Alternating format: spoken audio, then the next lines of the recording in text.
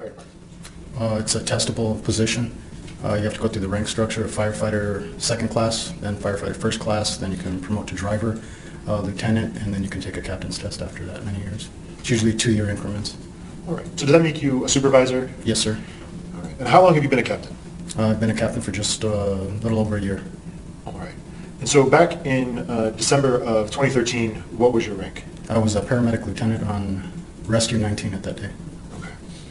And what kind of specialized training do you have as a firefighter? You mentioned you were a paramedic, but so what kind of training goes into that? You have to go through a paramedic class, which is approximately a year long. You have to test at a national certification and just do yearly training to make sure that you're up on your skills. And is there a difference between like an EMT versus a paramedic? There's 3 different levels. There's EMT basic, there's EMT intermediate, and then the highest level being EMT paramedic. All right. And is that what you are? Yes, sir. And how long have you been an EMT paramedic? 9 years. All right. And what's, I mean, you said there's some difference in training, but are there certain things that a paramedic can do that an EMT cannot do? EMT basic? Yes. Yes. Start IVs, intubate patients, and administer medications. Also manually defibrillate patients if needed for cardiac arrest. They cannot do this, I'm sorry? They can do it? They can. Yes, sir. Okay. A paramedic can do it. A paramedic can do it, but an EMT basic cannot? Yes, sir. Okay.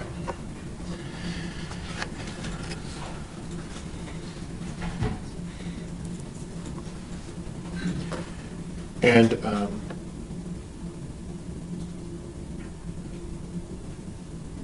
as a paramedic, what kind of calls did you respond to? What type of calls do I respond to? I Yes, sir. respond to everything from sick calls to chest pain calls, cardiac calls, traumatic calls, pulseless and apneic calls, motor vehicle accidents, just any type of EMS call. So anytime someone needed some sort of emergency medical, you guys would respond? Correct. And are there times where the Albuquerque Fire Department and Albuquerque Ambulance would respond?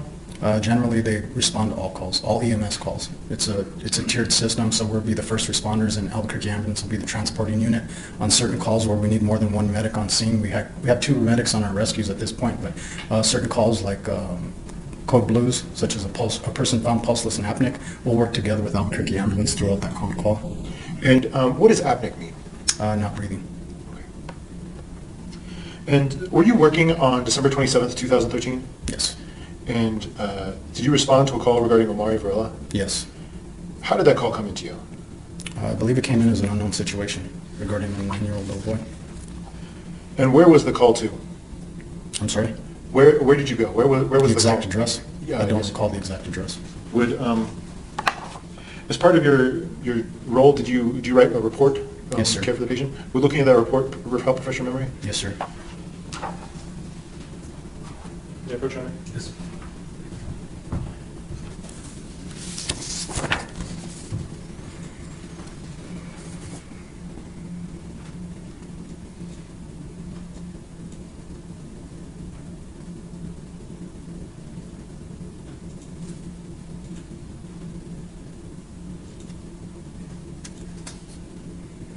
Uh, 4909 Comanche Road Northeast.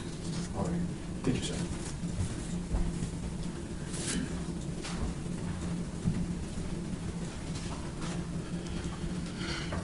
Do you recall the age of the patient you're responding to? Yes. How old was he? I believe 9 years old, but somewhere in our dispatch, I believe it stated that he was 10 years old. Okay. But it's your understanding that he was 9 years old? Yes, sir. And do you recall how much he weighed? I believe it was 27 to 29 kilograms. Okay. Would looking at your report, would that help? Yes, sir. Give you the exact amount?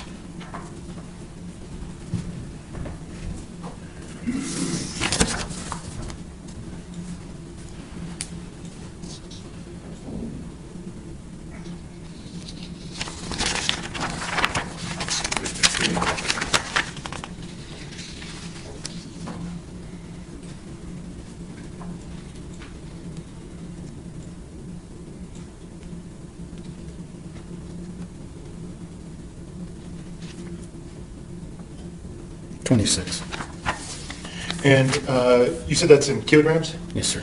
Do you know like the rough conversion from kilograms to pounds for people that aren't as familiar with Roughly, it's half of the pounds. Okay, so you think it would be, 56 to 60 pounds. okay. What time did the call come in? I don't know the exact time. It was between 5 and 6 p.m. Would, for the exact time, would looking at your report help refresh your memory, sir?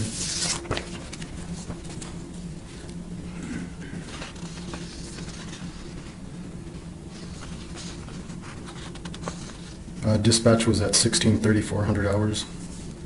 And so, is that 4:34 p.m.? Yes, sir. How long did it take you to arrive on scene? Your Honor, maybe approach.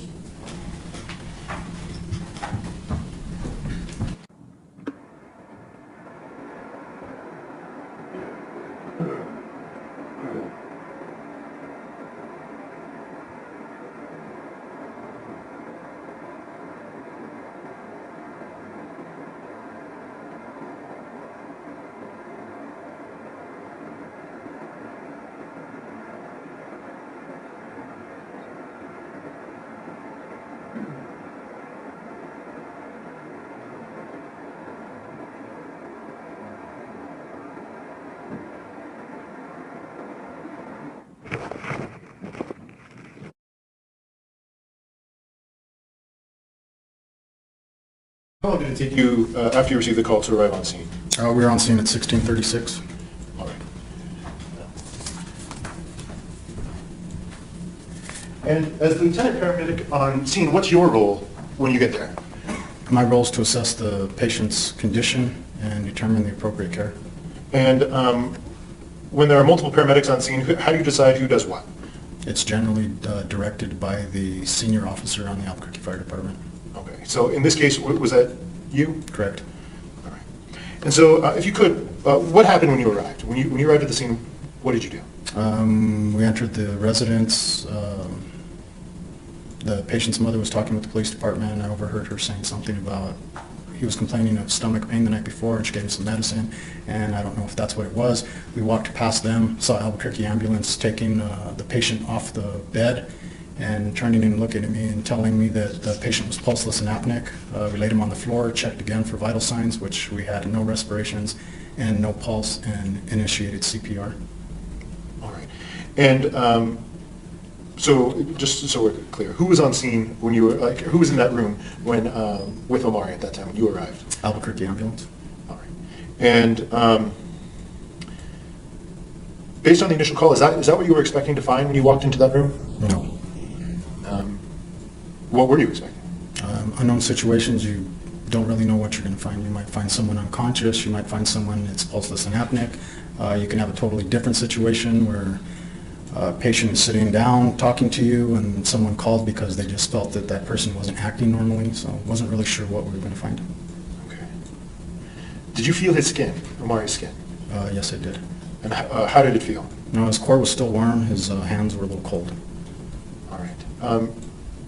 Is there a reason why, the hands may be cold, but the core may be warmer? Objection, speculation. If he knows. I'm sorry? If he knows. So if you know the answer to the question, you can. Yes, it's circulation. When your heart's pumping, it builds up your blood pressure, forces the blood to the furthest extremities, being your hands. When there's a loss of circulation, the temperature of the body will start to cool based on the distance. So your extremities will cool first, then your arms, and then your core being last. Okay.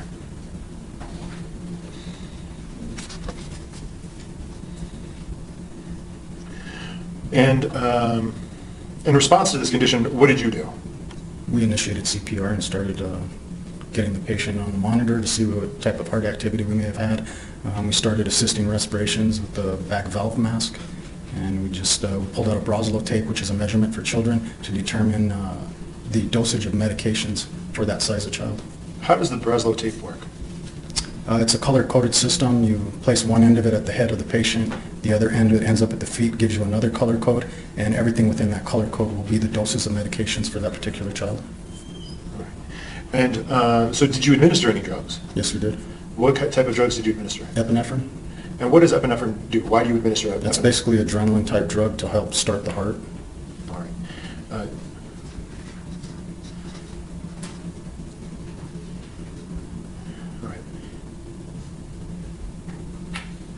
And I'm going to jump back just a little bit, and then we're going to come back to the epinephrine. When you were taking his vital signs, did you notice any sort of reaction with his pupils? I didn't, one of the other medics on scene did. And what was noted as part of your resuscitative efforts? That his pupils were equal and reactive. And what does that mean? That his pupils were the same size and they reacted to light by constricting a little. Is that indicative of anything? That there's still some brain activity going on, that's why there was that response. Okay. Going back to the epinephrine, is there a protocol you use when using epinephrine? Yeah, it's the Bernalillo County protocols. And what are they? Like how do they determine when you can administer epinephrine? Depending on the heart rhythm that you find. And in this case, where you said you did administer epinephrine, how many doses? I don't recall exactly how many doses we administered. Was it more than one? Yes, Do you have to, how often can you administer a dose? every 3 to 5 minutes.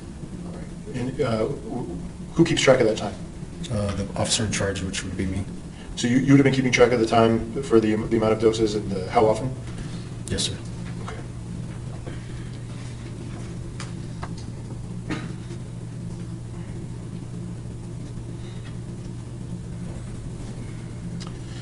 You also noted that you were using a bag valve mask.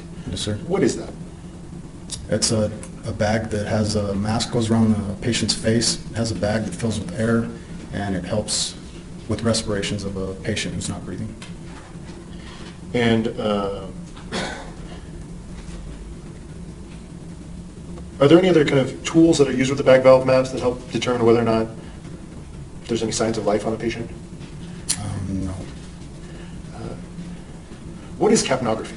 Capnography just determines the level of CO2 inside the body. When you're ventilating a patient, the exhalation will have CO2 in it, and that's what capnography does, is it measures that CO2. And is that, how do you measure that? Or what device measures that? We have a device called a LifePak 15. And is that on the bag valve mask, or is that a separate device? It's a separate device. How do you use then the device? And what was the name of it again? I'm sorry, sir. The LifePak 15. The LifePak 15? Mhm. How is that used? It's battery operated. We put tubing, connect the tubing to the device, and then we put the tubing inside the patient's nose, sort of like another device for administering oxygen called a nasal cannula.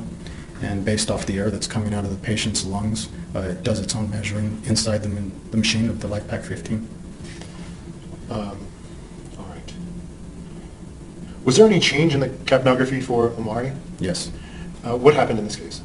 His capnography was low. When we first started CPR, we were getting a couple of spikes, which to us may be an indication that there's possibly a return of circulation, meaning that the heart may have started beating again. At that point, we went ahead and checked for a pulse, which we didn't find a pulse. We were listening for heart tones, anything like that. We couldn't find that. So we just continued with the same CPR procedures that we were on.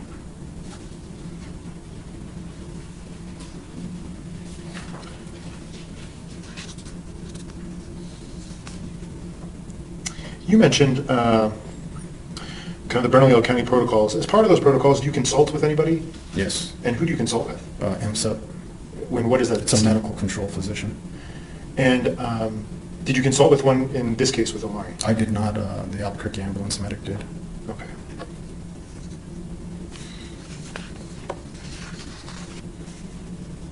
At some point, did you decide to? Okay, so you were at the scene and you were doing the CPR. Yes. At some point, did you decide to try to take Omari to the hospital? Yes. And who made that decision? That was the medical control physician. We explained the situation, what we had done already, and the fact that we were getting spikes in capnography. So he felt that we should transport the patient due to the fact that we were getting spikes in capnography. All right. And so when you make the decision to transport, which vehicle do you take him in? An Albuquerque ambulance. And what vehicle did you go in? I went with them in Albuquerque ambulance. Is that typical? I mean, since it's not your vehicle? Yes. And why is that? Just the need for